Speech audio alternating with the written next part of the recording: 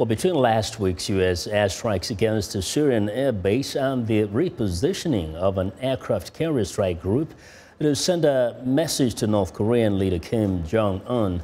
Many people are wondering, is U.S. President Donald Trump moving away from his America First foreign policy toward a more mainstream stance?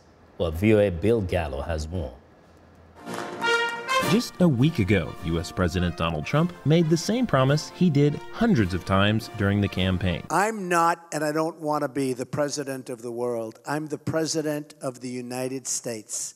And from now on, it's going to be America first.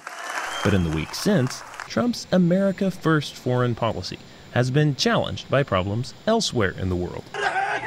In Syria, a suspected chemical weapons attack prompted Trump to launch airstrikes against the government of Bashar al-Assad, drawing the U.S. further into a bloody 6-year civil war. In Asia, the USS Carl Vinson Strike Group sailed toward North Korea, a powerful message to authoritarian leader Kim Jong Un. And back at the White House, a shakeup with Trump's nationalist chief advisor Steve Bannon removed from his top post on the National Security Council. The moves were praised by a wide range of foreign policy figures, some of whom wonder, is Trump moving toward a more interventionist foreign policy? But it'd be a mistake to see it that way, says Jim Carafano, who worked on the Trump transition team. I don't think it's an interventionist foreign policy per se. What the president's demonstrated is the willingness to intervene when U.S. interests are pushed. Carafano, who spoke via Skype, says that's a contrast from President Barack Obama, who at times was more reluctant to use force around the world, and George W. Bush, who was accused of intervening too much. For their part, Trump administration officials say these Syria strikes do not represent a return to a policy of regime change.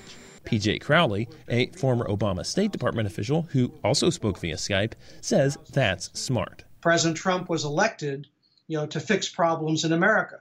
He was not elected to fix problems in Syria. And I think that's why the White House is obviously signaling that notwithstanding the president's willingness to take military action, he's going to continue to be very skeptical about getting the United States deeply involved in a civil war for which there is no military solution. Press Secretary Sean Spicer said the moves of the past week have been overblown by the media and that reports of a White House shakeup are inaccurate. The only thing that's being shaken up in Washington right now is being shaken up is Washington. Bill Gallo, VOA News, the White House.